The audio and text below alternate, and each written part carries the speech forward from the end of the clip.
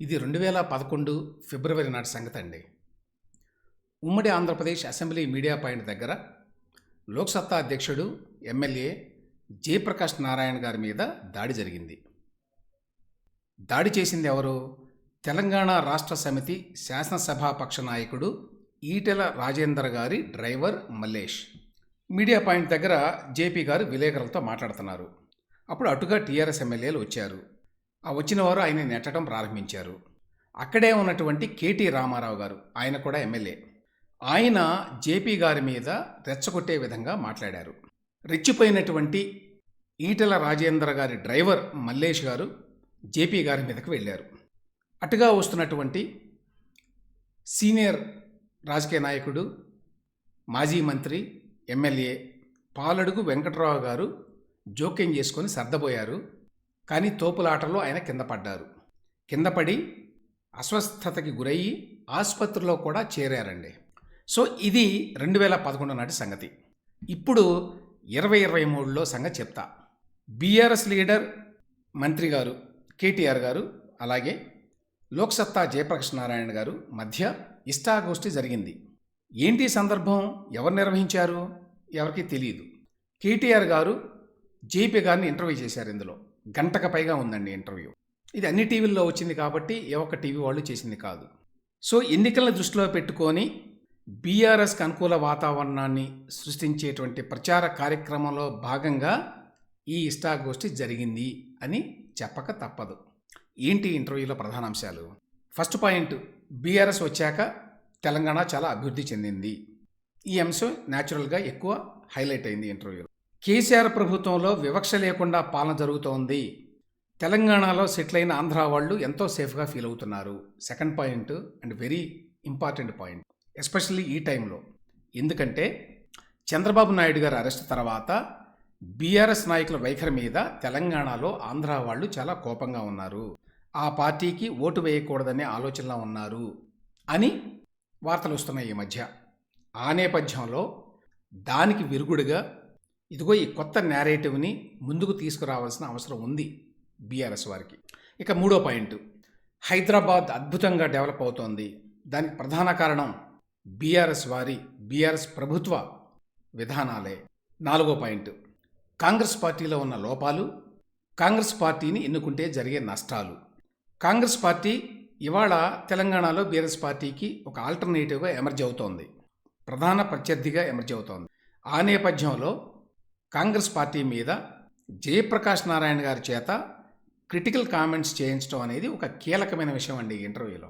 ఇక ఈ నాలుగింటితో పాటు మరి కేటీఆర్ గారు అందరివాడు, అలాగే బీఆర్ఎస్ అనే పార్టీ ఉన్న అన్ని పార్టీల్లో కూడా మెరుగు అనేటువంటి భావన కలిగించడం కూడా ఈ ఇంటర్వ్యూ ఉద్దేశం. బీఆర్ఎస్ వారి సొంత పత్రిక నమస్తే తెలంగాణ, అందులో ఈ ఇంటర్వ్యూ గురించి వచ్చినటువంటి కథనంలో ముఖ్య అంశాలు ప్రస్తావిస్తానండి. ఫస్ట్ అసలు హెడ్లైన్, కాంగ్రెస్ గెలుపు కోసం దేశమే పణం, ఎన్నికల కోసం ఎంతకైనా దిగజారుతున్నది జయప్రకాష్ నారాయణ. ఈ హెడ్లైన్ని బట్టి బీఆర్ఎస్ ఈ ఇంటర్వ్యూని ఎట్లా ప్రజెంట్ చేయాలనుకుంటున్నదో మనకు తెలుస్తోంది. ఇక కథనంలో ఉన్న కొన్ని విషయాలను చెప్తానండి. ఎన్నికల్లో గెలుపు కోసం కాంగ్రెస్ పార్టీ దేశ భవిష్యత్తును పణంగా పెడుతున్నదని లోక్సత్తా పార్టీ వ్యవస్థాపకుడు జయప్రకాష్ నారాయణ ఆవేదన వ్యక్తం చేశారు. కొన్ని హైలైట్స్, దేశం నాశనమైన తాను గెలవాలన్నదే ఆ పార్టీ నైజం, కాంగ్రెస్ పార్టీ నైజం. కేసీఆర్ సర్కారు అభివృద్ధి నమూనా ఆదర్శం జేపీ, అభివృద్ధి సంక్షేమం జోడెడ్లుగా తెలంగాణలో పాలన, 100% బీఆర్ఎస్ను అభినందించాల్సిందే, విభజన తర్వాత అందరిపైన కేసీఆర్ సమదృష్టి, మంత్రి కేటీఆర్కు రాజకీయాల్లో అపార అనుభవం.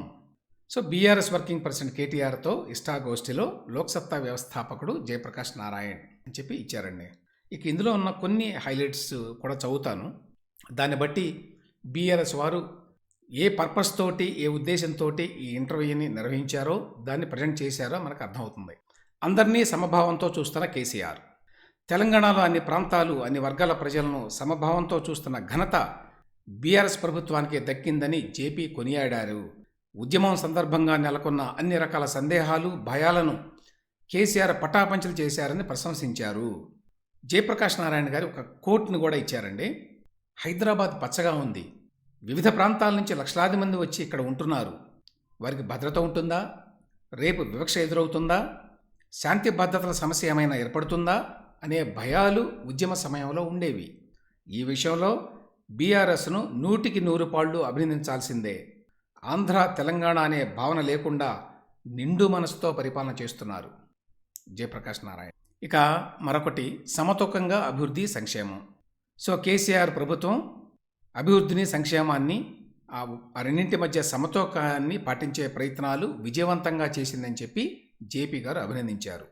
కేసీఆర్ నేతృత్వంలోని రాష్ట్ర ప్రభుత్వం ప్రజల్లో సామరస్యాన్ని పెంచడంతో పాటు హైదరాబాద్ నగరాన్ని మరింత వేగంగా సమర్థవంతంగా అభివృద్ధి చేసిందని చెప్పారు.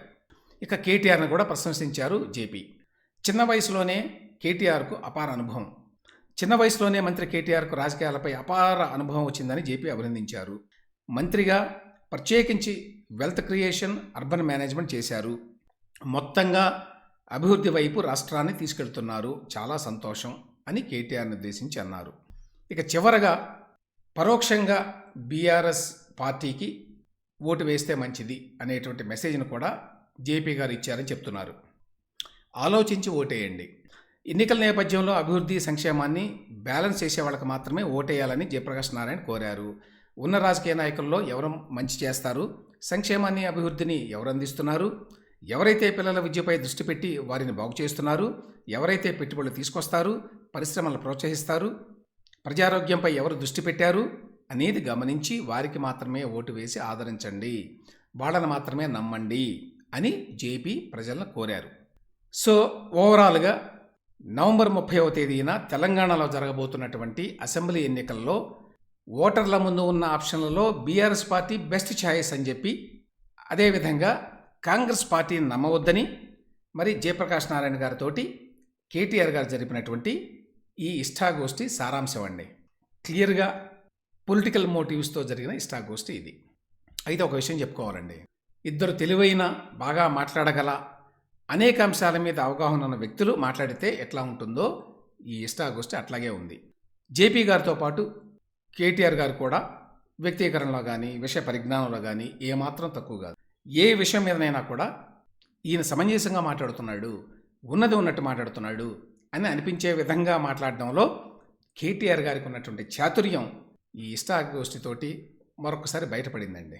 ఒకనాడు ఇదే జయప్రకాష్ నారాయణ్ని అసెంబ్లీ ప్రాంగణంలో అవమానించిన కేటీఆర్ ఇప్పుడు 2023లో ఎన్నికల సందర్భంగా అదే జేపీ అభిప్రాయాల్ని ఎంతో మర్యాద, మన్ననతోటి వినడం అనేది రాజకీయ వైచిత్రిగా చెప్పుకోవాలండి.